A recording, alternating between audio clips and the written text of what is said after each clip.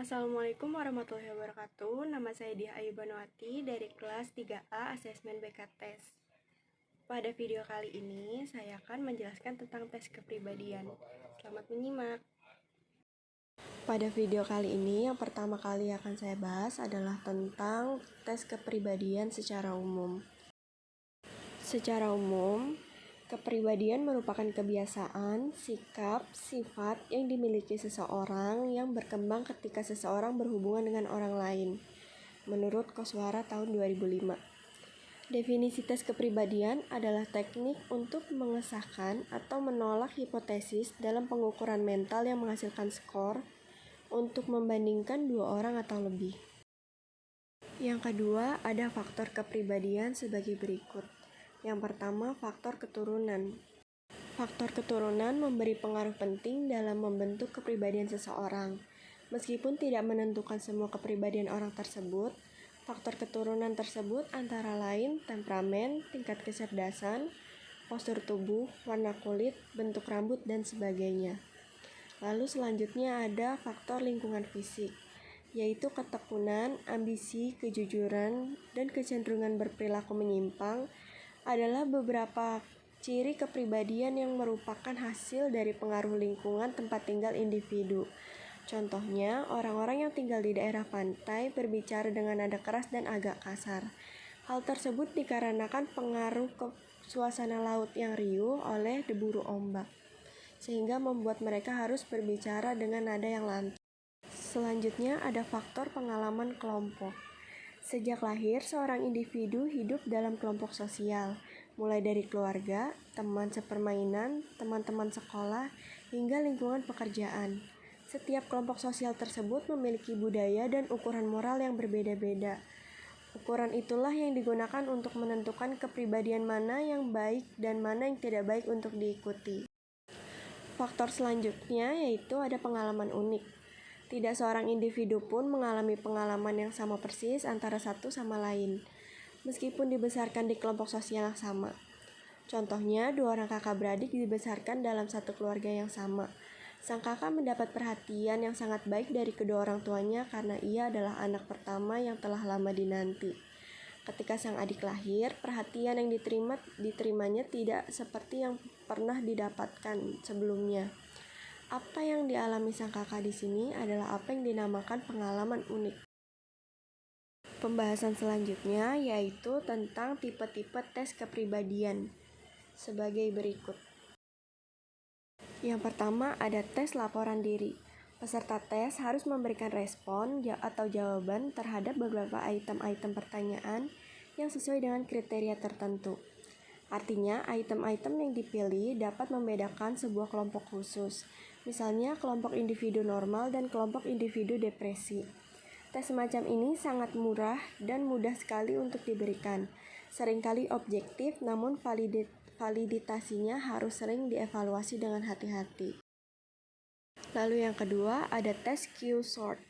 Dalam Q-Sort, seseorang dihadapkan pada setumpuk kartu yang berisi macam-macam nama karakteristik dan diminta untuk memilih kartu-kartu tersebut dalam tumpukan-tumpukan yang masing-masing menggambarkan sebuah dimensi.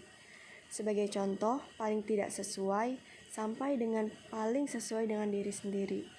Contohnya adalah penilaian konsep diri, harga diri, keluarga, terapi, dan generativitas. Yang ketiga, ada tipe tes kepribadian penilaian orang lain. Penilaian orang lain yang biasa disebut dengan studi longitudinal Terman oleh Lewis Terman adalah penilaian yang menggunakan kuesioner untuk mendapatkan informasi individu, terutama anak-anak, dari orang lain atau orang tua atau guru. Penilaian yang dilakukan di masa kecil ini terbukti dapat memperkirakan kepribadian anak dan pencapaian anak-anak di masa dewasanya. Lalu yang keempat, ada pengukuran biologis. Asesmen kepribadian modern yang bersifat biologis didasarkan pada asumsi bahwa sistem syaraf, termasuk jaringan neutron otak, adalah kuncinya. Oleh karena itu, asesmen kepribadian berusaha mengukur perilaku-perilaku yang terkait dengan sistem syaraf. Yang lebih menarik adalah usaha-usaha masa kini yang lebih berfokus pada sistem syaraf dengan mengamati otak dengan menggunakan citra PRT. Contohnya adalah waktu reaksi, kelembapan kulit, pencitraan positron emosional topografi atau PET. Yang kelima ada observasi perilaku. Penggunaan observasi perilaku mengasumsikan bahwa perilaku saat ini adalah prediktor valid dan reliable akan perilaku seseorang di masa depan.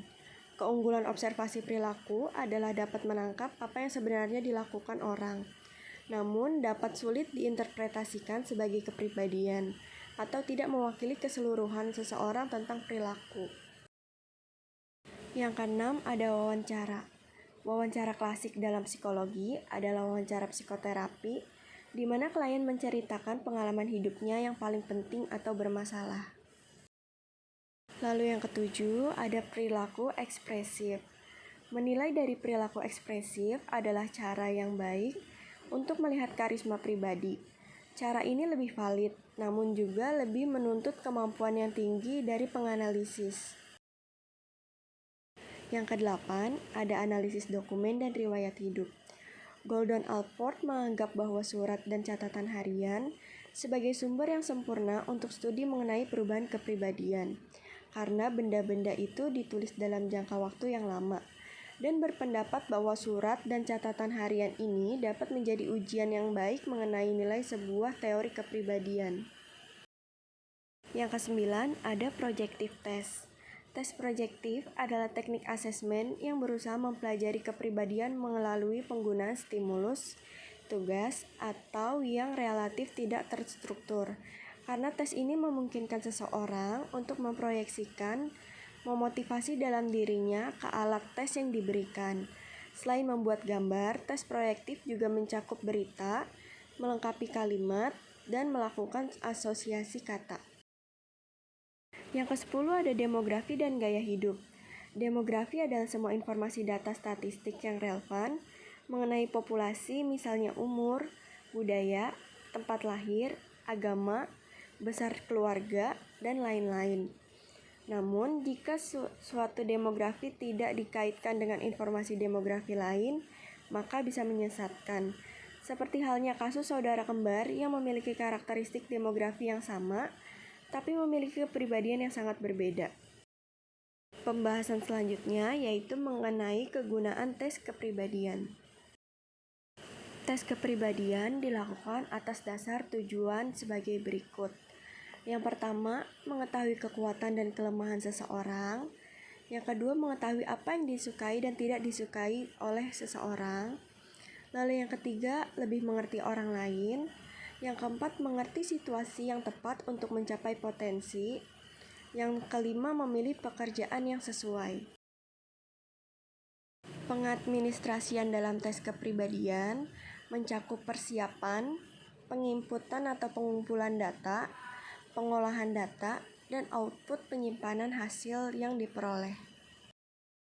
Cukup sekian materi yang dapat saya sampaikan, semoga dapat dipahami dan mudah diterima.